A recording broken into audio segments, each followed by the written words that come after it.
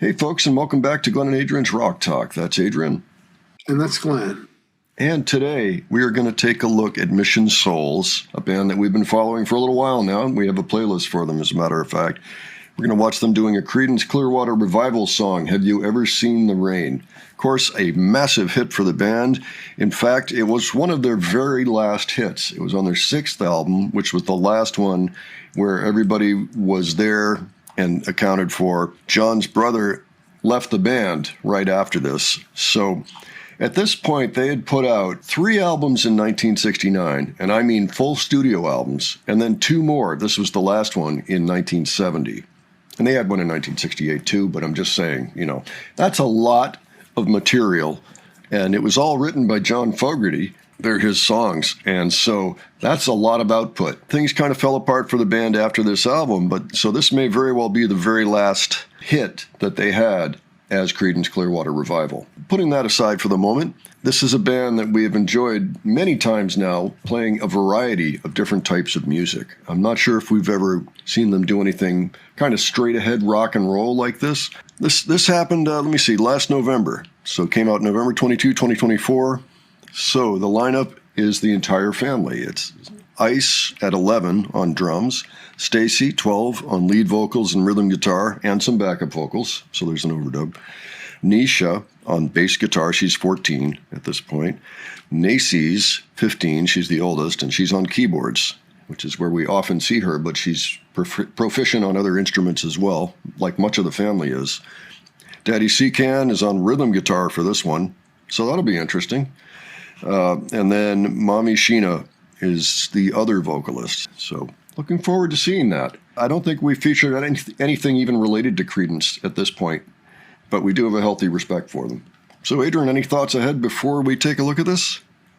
I'm just looking forward to it. I heard these guys a lot on the radio, and John Fogerty's got a very iconic voice. Yeah, that's true. And Mission Souls has shown so much versatility. I don't think they're going to have much trouble with this one somehow. And I mean, they're able to actually recreate the sound of these songs. So, all right, well, let's stop talking and let's start listening. And we'll discuss afterwards. All right, here we go.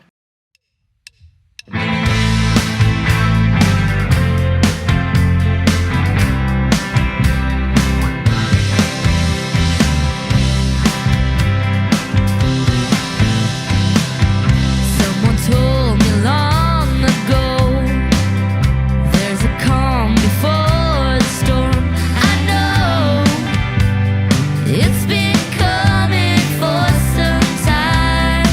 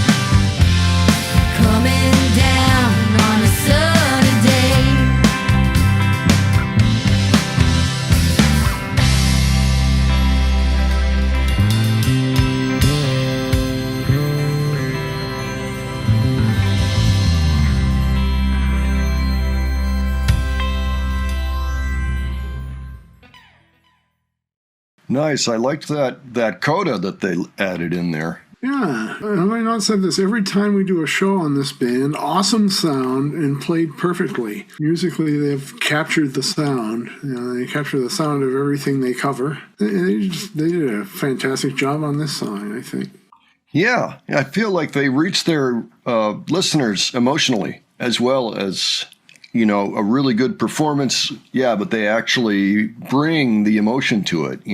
People get moved by their performances. And I could feel that with this one, too. Yeah, I mean, actually, that coda kind of revealed some of that, that they were in it. And I mean, it's such a short song. They were probably like, oh, are we really done already? And so they kind of do like the Allman Brothers finishing Whipping Post on Live at Fillmore East, or, various other. Neil Young sometimes would hold his endings and have them go on for a while, as people kind of did that sort of a thing. The Grateful Dead, of course. It could be that even this band here is very familiar with the origin of Creedence and who else was around them at the time and influencing them as well. Just makes you think, you wonder about that. I think I like this better than the original version.